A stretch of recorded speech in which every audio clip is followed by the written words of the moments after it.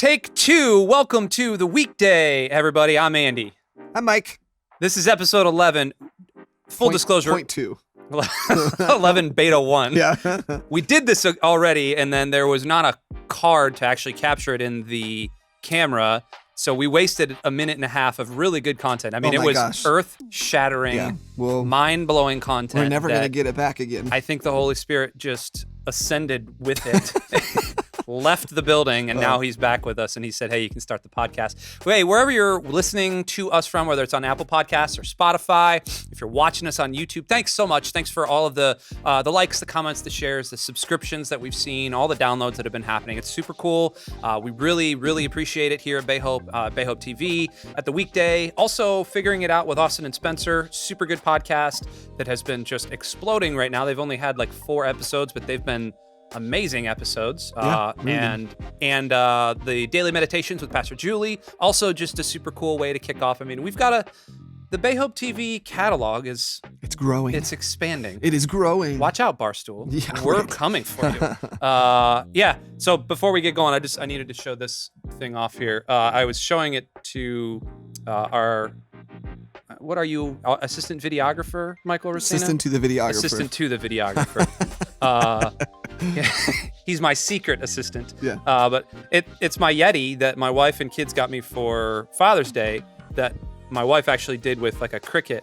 And I had it right here, and Racina yelled at me and said it was too much. So I think I'm just going to rebel and put it right there for right now. Well, you know what's great is the people who are just listening to this really love the way that it looks. So let me explain it to you. It is a 32-ounce Yeti tumbler thing that is taller than me when I'm sitting at this table. No, I'll put it over here. You're welcome, Racina. If you engaged with us over this last weekend, so as of the time of this recording, we are the first week of October of 2020. Hello, fall.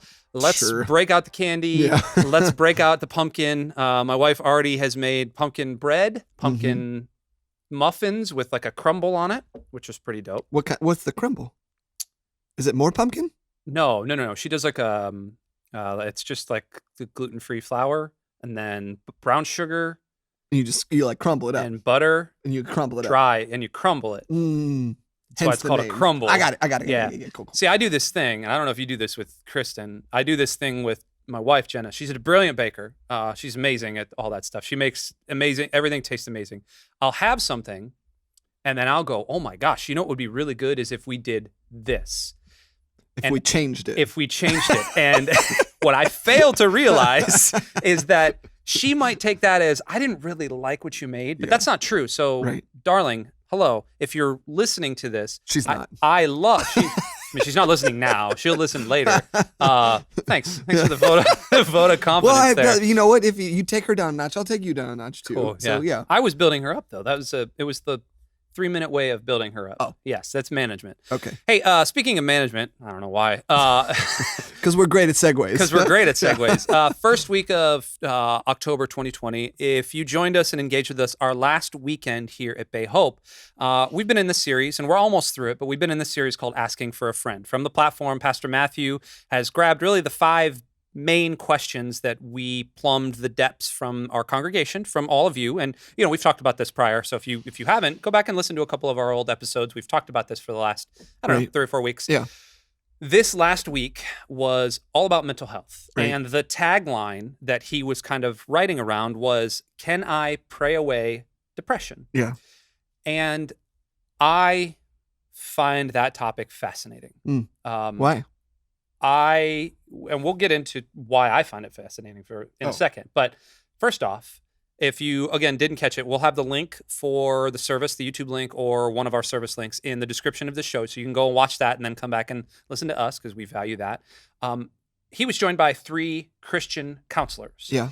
And they are combined with 1,000,000 years of wealth of knowledge and information and books and teachings and all sorts of stuff. Yeah. I'm not calling them old.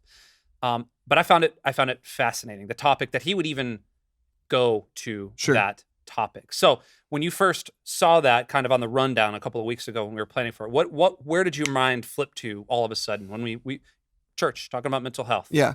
I mean, the first thing I thought was, I hope he brings in people, honestly, I hope he brings in people to talk about this. Instead of just him talking about it. Why? I feel like there's okay, so obviously it's a tricky topic to talk about because at what point does spirituality like meld into mental health? Does that make sense? Like that's the Here, I'll say it this way. I feel like Pastor Matthew has authority when it comes to like, obviously relational matters and spiritual matters, biblical matters for sure. But I almost like he doesn't necessarily deal with directly just mental health all the time. Yep. Okay. Yeah, I'm not really it's like an area of expertise. Yeah, I'm not like really articulating it like 100% well. But like, so I am glad that he didn't just have one. Like he had 3 other people that I do know based on like behind the scenes or whatever. Like a lot of people on our staff, some people on my team or whatever have gone to see one of the 3 of them. And it in like some counseling sessions or therapy or whatever. And so it was cool to hear, just experts on the topic who are Christians be brought into the conversation and really, literally just scratch the surface on basically the marriage of mental health and spirituality and how they intersect with each other, how, we as a culture deal with it or whatever. And, you and I were talking a little bit beforehand. Is that no, I'll talk about it in a second. I'm just this is a pre-show or okay. I got you. Yeah. But you and I were talking about beforehand just how growing up. Well, first of all, I'll say that like I do feel like a lot of people felt like it touched a nerve this past weekend. Yeah, and, man. The online engagement for it and the online just in my little sphere was insane. Yeah, right. And I think that means something. Yeah. And there's a couple of like church leadership podcasts that I listen to, Church Pulse Weekly with Carrie Newhoff and David Kinnaman. A lot of the questions that they ask other church leaders to answer for them in like polls and everything, because David Kinnaman works for Barna Research Group, and a lot of the questions actually focus around mental health because in the past 6 months, these unprecedented times, people have been really feeling like whatever mental health struggle they were feeling before COVID hit. Like COVID is just like there's been this massive cultural accelerator for all everything. of us. For everything. So like if you were feeling bad, you're probably feeling worse now. And so like they actually focus a lot on mental health and how church leaders, pastors, all that kind of stuff are actually dealing with mental health and all that kind of stuff. But growing up, man, and this is kind of what I wanted to say originally and just a long way to get there. But growing up, I don't feel like I ever heard a sermon specifically dealing with mental health. Nope. And I don't know why. Why do you think that is? Well, so if you, again, watch one of the fine catalog of Bay Hope TV things, yesterday I sat in a podcast-ish thing with Pastor Matthew called Kicking It with Matthew. And you guys are trying to go live, Yeah, and we were just literally going live, and just it was kind of it's an interview a little bit. It's a more relaxed kind of cutting room floor type thing. Well, it almost feels like a post sermon discussion. It is, yeah. It's more like, hey, what couldn't you tell us out on the platform? What did you not have time? And I'm just questioning him and stuff. It was great, but I was asking him that same question, and it was funny to hear his response from almost 30 years of actual preaching. Right. He basically said that the world doesn't feel like it did 30 years ago. And so when you and I were growing up in church, it was 25, 30 years ago, 20 to 30 years ago, of the stuff I can remember, he said, things are completely not like they were before. Yeah. And so then I asked him the question, why? And he said there's a number of reasons. It's cultural, it's all these other things. But as he was talking, I sat there and started thinking, and the thing that I just pulled up here. So the book, I'm reading this book right now, and full disclosure, I have been diagnosed with moderate to severe depression and generalized anxiety disorder for a whole lot of reasons, and I'm not sure what they are, and that's what therapy's for. That's why I see a counselor. And they recommended this book that I have in front of me that you can't see. It's called, I Don't Want to Talk About It, Overcoming the Secret Legacy of Male Depression. It's by this guy, Dr. Terrence Real. It was written back in 1998. Yeah. And I didn't understand why it was recommended to me. Actually, it was also recommended to me by a good friend of ours, Steve Tamayo, who's in our Alpha group. So thanks, Steve, for that. I never understood why it was actually recommended to me until I started reading it. So this book was written in 98. We're in almost 22, 23 years after this book was published. Sure. This guy's very much not a Christian, very much not, has a very secular worldview. Yeah. And he also has a very Freudian worldview. Okay. And if you have no idea what I mean by that, basically Sigmund Freud at the beginning of the 1900s, the beginning of the 20th century, super influenced psychology and psychiatry. I mean, he was basically like the father of modern psychology. Exactly, exactly. And he had this whole, it's the guys have an attachment to their mothers, the Oedipus complex, and all of that stuff. The id and the superego and the ego. Yeah, and that controls everything. And there's still some tenets and some things. And so this guy kind of comes from that school of study, but he's also rebuffing it. And he's rebutting a lot of the Freud stuff that had gone up until really the mid-90s. Right. And so what Matthew was also saying yesterday really got me on this track of, I really feel like psychology and psychiatry have changed to the point of it's okay for us to actually be a little more vulnerable. Yeah. Not just, and it started in the secular world. Right. So you started seeing athletes really right around this time, early 2000s, right when concussion started becoming a thing in the NFL. Yeah. And people really started talking about mental health. Jim McMahon was one of the first ones of the Chicago Bears. Again, not a sports podcast. He came out and started talking about CTE and its effect on his own depression and stuff. And all of a sudden, I really feel like pop culture now is okay with us talking about it. Yeah. But it took the church the church still, well, and it's like that, the interweaving of, and Pastor Matthew just touched on it briefly. Yeah. But the spiritual bypassing. Yeah. We want to over spiritualize maybe something that is like legitimately a chemical imbalance or, and it almost feels like, people view it as a substitute for the power that God can have in our life when like God can actually work through therapy. Yeah. Like God can work through, and I mean, again, it's really cool to have Christian therapists represent not just their ideas or their line of work, but like this, I guess maybe this idea that, you can be a Christian and go to therapy, or like Dr. David Clark said, he just said like, it's okay to take medication to help regulate some things that are going on in your brain. And thankfully, with more science and more, study on the topic and all that kind of stuff, in imaging the brain and all that kind of stuff, obviously there's a lot of technology that has gone into destigmatizing depression and mental health disorders and all that kind of stuff, which is wonderful. Good word. We don't view it as like a demon that's living inside of us anymore. Like we have actual proof and representation of what is actually happening to help regulate some of this stuff. Yeah. And so, like that was really cool to hear. It's just like, if you have heart disease and you have high blood pressure, like you would take medicine to regulate your high blood pressure because you want to live. And the same thing can be said about depression and mental health and all that or just, I remember listening to a podcast and they were talking about people with bipolar disorder and, manic depressive, all that kind of stuff, like be super high and super low. And they were talking, it was a podcast on lithium and like how just the element lithium is in this pill that people take. And for whatever reason, it regulates their whatever is misfiring in their brain that creates that panic or a manic depressive disorder. And really, but it's just something like as simple as that. Like it literally works like a miracle. And sometimes it's good for me. I don't know if you are like this or if you are like this.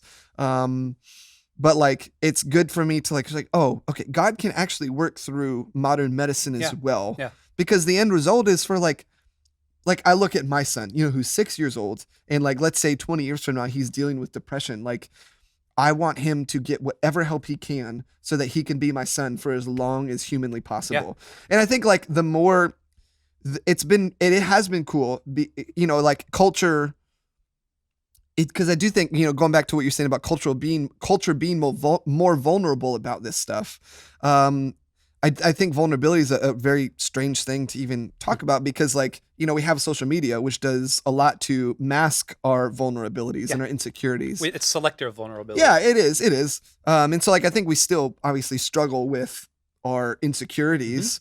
But, like, this topic is nice because we're actually viewing it as a health factor. The way, like, depression can lead to suicide and, like, that's horrible. That it can lead to someone losing their life the way that heart disease and cancer can lead to someone. So it's almost like just shifting the perspective just a tiny bit is super helpful, and it becomes a matter of life and death, Your wife is FaceTiming you. I see that. You want to pick it up live on air? No. Okay.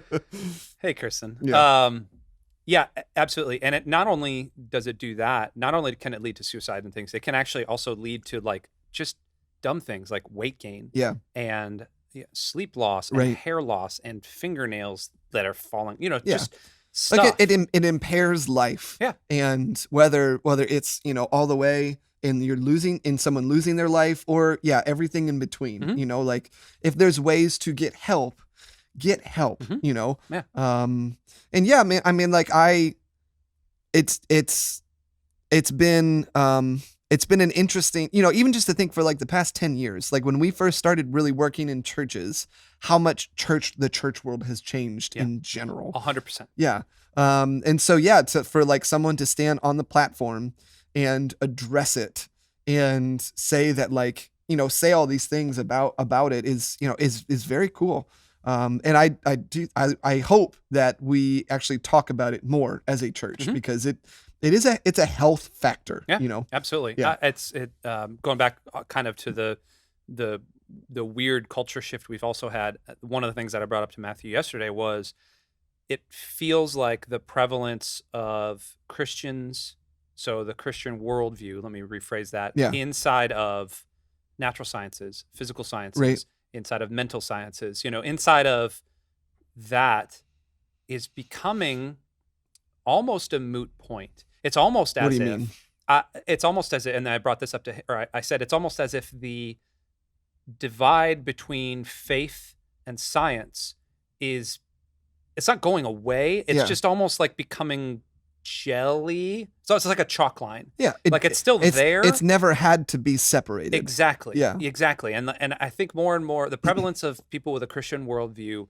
in the sciences, particularly in mental sciences, is becoming more and more and more. Yeah. And whether we necessarily agree with their theology or whatever, like we can go down that road later. Like that's a whole other topic. But the idea that faith is now, it's almost like the pendulum is starting to swing the other way in that faith has an actual place in it. Again, some of the faiths we don't necessarily agree with. Some of them like we have questions about, but like by and large, faith is like kind of becoming the thing. Yeah. And I find it fascinating that if you look at the trend of what will happen to our culture next, or what could happen to our culture next. So everything is, again, extremely fast right now because of COVID, but also because of everything. And we're in an election year and, it just seems chaotic. Everything seems chaotic. Yeah. And what people are doing is in all of that chaos, they're grabbing hold of whatever mindfulness and whatever spirituality they can hold on to. And they're calling that part of their healing from depression, anxiety, mental, all these other things. And part of me celebrates that, and the other part of me gets super scared about that and goes, let's pump the brakes and like let's detail what that mindfulness and what the spirituality actually looks like. Yeah. Like as long as Jesus is in there, like I think we can have a good conversation, that type of thing. And so that's just kind of the conservative in me swinging back and forth. But I brought that up to him, and he completely agreed. Yeah. And like I think that's exactly what happened on that platform on Sunday, was that I was going in front of people and saying like, look, they're therapists. Like, there's no longer the stigma of well, Christian counseling is just say 3 Hail Marys and go out the door type of thing. Yeah, you need to address, well, and like, you can look at, I feel like a good pastor or someone with a pastoral heart, someone who's a Christian, like the ability to see people for who they are as valued and loved creations of God and have that be the foundation as opposed to what's wrong with you and let's make it right. Like that's not it. Shaming people into feeling better is going out the door, which is wonderful. And Yeah, I mean, I think that what you're saying, that like the idea that faith and science, whether it be mental, whether it be physical, whether it be, any kind of science, doesn't need to be like mutually exclusive to faith. Right. And really, if we're honest, like everything is spiritual. Mm-hmm. And so like everything that I am, everything that I do flows out of what I believe and who I am. Mm-hmm. And then that manifests itself. So it's like turning it opposite, like, that I'm a Christian because of how I love, right, which is biblical, and not because of the things that I say. Right. And so like, that's, if I'm to love other people, like we need to all be, it encompasses everything. Right. Yeah. Absolutely. Cool. This is a great discussion. I do look forward to, now somebody else is calling me, so I'm going to hang up on them. I didn't silence my phone. Well, I silenced it. I just didn't put it on airplane mode. Sorry about that, everybody. This is a great discussion. We want to have this discussion with you. If you're watching or listening, we would love to have this conversation with you. We as a church are here for you. Sorry, Mike, I just played footsie there. We are here for you, and we want to help you. We have an amazing care team here. We talked about Sherry, absolutely. Sherry Leatherwood and Pastor Julie kind of spearheading our care efforts here. If you are suffering from something, if you do have a mental even if health you have issue, questions, even if you want to help, or you know somebody that needs something, or you have somebody that's not connected with any church, all those things, we're here to help. We want to direct you. You can email us right now at theweekday@bayhope.com, or you can email hello@bayhope.com. You can go to bayhope.com/care. You can find any comment, anything you leave anywhere. It doesn't matter where it is on all of our socials. We will get to you. Yeah, we will find you. I can't do Liam Neeson with my voice right now. We will, seriously, in all seriousness, we want to help, and we want to help take care of you and your families, because that's what we're called to do. Yeah, we're for you. Absolutely. Mm-hmm. And we love you. We thank you so much for being here. We want to continue this conversation. We're looking forward to the next episode with you. Love you. Talk to you soon. See ya. Hey, thanks for tuning in to Bay Hope TV. Be sure to like and share these videos with your friends, as it really does help this channel out. And be sure to subscribe for more Bay Hope TV content. As always, thanks for watching.